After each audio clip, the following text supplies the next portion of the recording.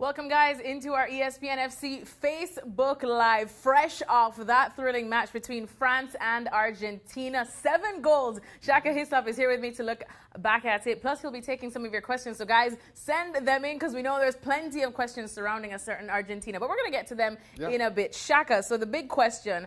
France now into the quarterfinals, getting to the business end of the World Cup, even though it always is big business at the World Cup. But we've been criticizing them, waiting, will the real France stand up? Will we finally see the France that everyone had as favorites to win the World Cup? So with this performance today, can we say we have seen that France? We have seen shades of it. I'm still a bit reluctant to say this is France at their absolute best. This is France that we all expected coming to this tournament. I will point out quite clearly Kylian Mbappe rising to the occasion and continuing to do so. There just seems no stopping him, almost literally at times. N'Golo Kante continues to amaze. He's everywhere. He is everywhere. And he's not just one of those players that's covering ground, putting in tackles, but his reading of the game, his passing, little things that keep teams ticking. And if this France team is to go deep, he will, and again, it's hard for me to say Kante will be the unsung hero because I think more and more people continue to recognize exactly how good he is and how important he is. I thought Pogba had his best game of the tournament so far, but then Argentina kind of allowed him the freedom of the midfield. Nobody had legs to stay with him. When he did decide to go and run through the middle of the park, we get to Argentina in a minute. I think Olivier Giroud continues to look more confident in his position and the fact that he is now the out-and-out number one as that centre forward in that centre forward position. So all the parts are starting to come together. Saying all that, you have to keep in mind who they're playing against. This Argentina continue to disappoint. As good a team as they are on paper. But did you really expect them to be able to get it together, especially against this France team? You knew those problems were going to catch up to them. I did. Or maybe it's just wishful thinking. Because when we did our predictor earlier this week, I had Argentina beating France. Because I thought we'd not... Come again? Yeah, that was everybody else's response. And let me tell you why.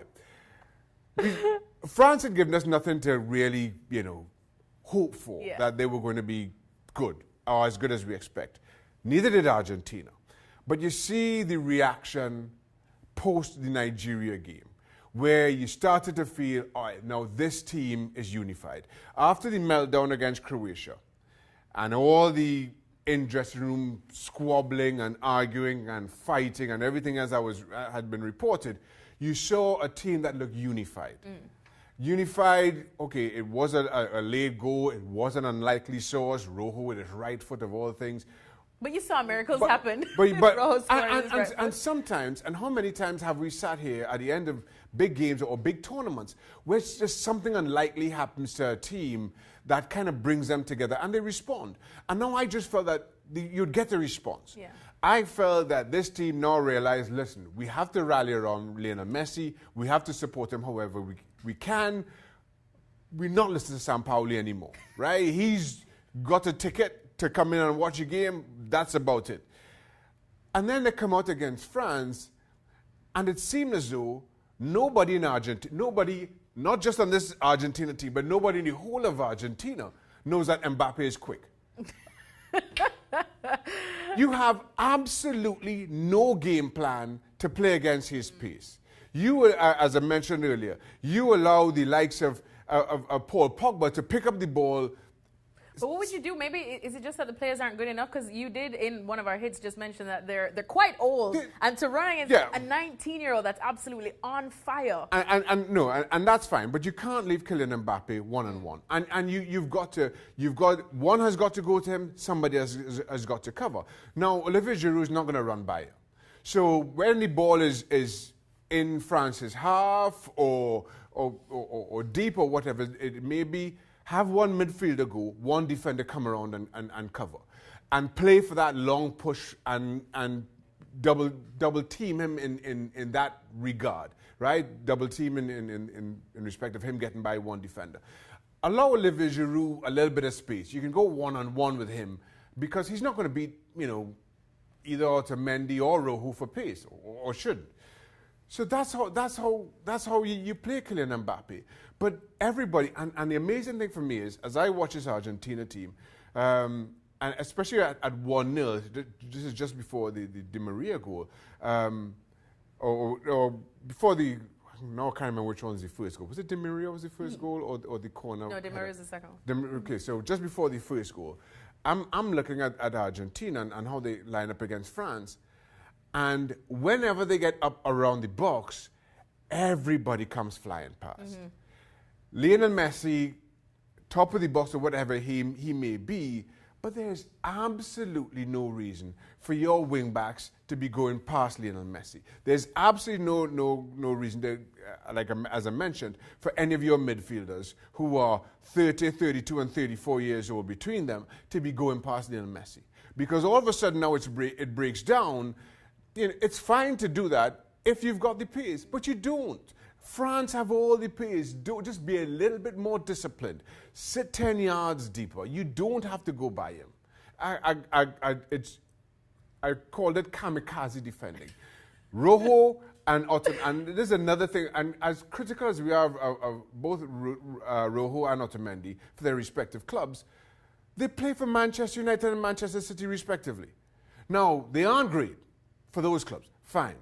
But if we just do a club-by-club comparison between Argentina and Australia, who conceded 2 against France, one of them being a deflected goal. It's a no-brainer. You have the talent, you have the experience. Just put some kind of a plan in place for these two, that they don't go galloping forward every time Argentina gets over the half line. Don't be reckless with what you do. Rojo should have been sent off in that penalty against Mbappe, because as much as the ruling has changed about the triple punishment doesn't come into play when there's a genuine attempt at the ball.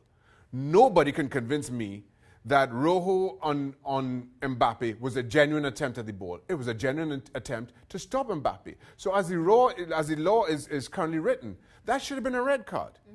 Yet he gets away with that. Yet he continues to be as reckless as ever, and could have seen a further card, had to be taken off at halftime, just in case, because he's such a loose cannon. Otamendi keeps getting himself in trouble. Mascherano picked up 1 booking. He could have been sent off. It's the lack of discipline in this and the lack of not just discipline, but awareness by players who should know better is the most amazing thing for me, this Argentina. I just want to say Sampaoli out and Shaka Hislop in. No, I don't want that job. You don't want that job, but we do have a job for you, because we see all of your guys' questions coming in, Shaka. Of course, you can imagine that a lot of them have to do with Argentina, and rightfully so. Brandon Clemens wants to know, does Messi retire again? Kate is asking why Aguero was brought off the bench, and Eric is saying no striker starting for Argentina. Which one do you want to tackle first? Let's start with Messi, because it is all about Messi. This is the last time we're seeing him in an Argentina shirt, do you think? I think so. And you saw the reaction post the Copa America defeat in the final to Chile team that they beat in the group stages. And you can understand. Now, not just this team is in disarray. And it's not just about the 11 or Sampaoli or whoever may take over. All the way to the very top of the Argentinian Football Association, it's an absolute shambles. And when you're a player, not just of Lionel Messi's talent, but used to things being done a certain way, a certain sense of professionalism.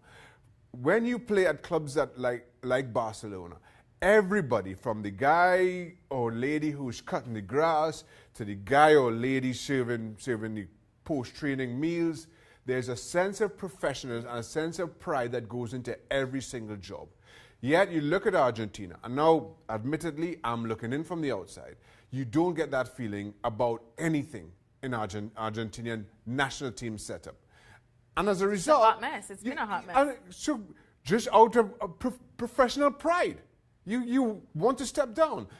Not so much about the defeats or the man of the defeats or when they happened or the 3 finals in a row, but just a certain amount of pride in what you do from day to day. And if everybody else, if nobody else can live up to my expectation or what I'm doing or my example, eventually you just step away. And so yes, I think yes for those reasons. What about the Aguero questions? A lot of people are wondering why was he brought off I don't know. bench? Should he, especially in a game like this where you already know your backs are kind of against the wall, just they have been, even before the World Cup started, I say, what would you have done differently if you were Sampaoli in terms of your lineup? Look, I would have started Aguero at the very least. I like Lionel Messi playing a lot deeper and getting on the ball, right? Maybe he wouldn't have found the space. I really don't know what he's thinking behind playing Lionel Messi as a false nine. How is he supposed to get on the ball? I understand that when he does get on the ball, he's in more dangerous areas. Fine. But the issue still becomes getting him on the ball. We've spoken about their midfielders. You have Pavon and Di Maria playing out wide, who couldn't miss the first man with a cross if the first man decided to lie down. Those two in wide areas, again, bemusing, given the talent that we know they're capable of. But when they do miss the first man, they put the ball straight into the hand of Hugo Lloris. And then, but then you see the talent on show where Di Maria just pops up 30 yards out and strokes one into the top corner, and amazing. Yet still, he can't put in a decent cross. So, but to my point, why you play Lionel Messi there? Again, the thinking, I can only assume the thinking is that when he gets on the ball, he's in more dangerous areas. But he's not getting on the ball. And now, the only time he did, with any effect, is when Aguero did come on. And he was able to drop a little bit deeper. So the thing for me is, with Argentina, you're top heavy in that you're striker heavy, and that's where you are. That's where you're going to win and lose games, up there. Just tell your defense, don't do anything stupid. Give them a game plan. Stick to it. You all don't even have to come past the half line, as far as I'm concerned. Leave that to those guys. We have arguably the best strike force in world football at our disposal. This strike force is so good. Serie A's leading goal scorer is at home on a beach somewhere. Icardi didn't even make the squad. That's how good they are up front. So tell your defense, this is what we're going to do. This is how you're going to play Mbappe. This is what, Javier Mascherano, this is what you're going to do with Paul Pogba. You don't go past this line here. Leave it to those guys. But no, everybody goes marauding forward, and this is what happens. But Icardi is actually in the Maldives. Oh, is he? Yes, he has been posting quite a few photos on Instagram. So he's clearly, don't cry for me, Argentina. Anyways, let's go to this one because it's so funny, because this is one of the questions I was asking. We saw our good friend Craig Burley questioning what on earth did Dybala do to Sampaoli or Lionel Messi that it's like he was just underused. Shaka, how do you explain that situation? I can't. I really can't. Just over 20 minutes, we came on with the 60th minute against Croatia, and that's it. As far as World Cup appearances go, exactly. I can't explain it. I really can't. I don't know. I couldn't even hazard a guess. It's and still, when you had a World Cup, could have, but we don't know at this point. Yeah. We don't know at this point. When you go to a World Cup, this stage of the competition, this stage of international football, and Higuain, who's fluffed every single line he's had at this level so far, is given more of an opportunity than Dybala, I'm not sure who can answer that question bar Sampaoli. All right, well, we've actually hit 13 minutes, and this is supposed to be 10 minutes, and we didn't even get to go in-depth on France, but trust me, I'm ranting here. Shaka is ranting about Argentina. There's loads more to get to, so make sure you catch our show, ESPN FC. But Shaka, before we close, a certain Chris Ragg has a question. He just wants to know, Messi or Ronaldo, Shaka? Listen, Chris, don't you start. Don't start this debate, Don't guys. you start. Don't start. Well, Messi, as of now, is probably already packing his bags, and it is unfortunate. He's heading out. He's going to join Icardi. If it's someone that needs a vacation, I hope they at least put Messi on a private jet, and everybody else can fly economy back home. Well done, France, by the way. I've been rambling about Argentina.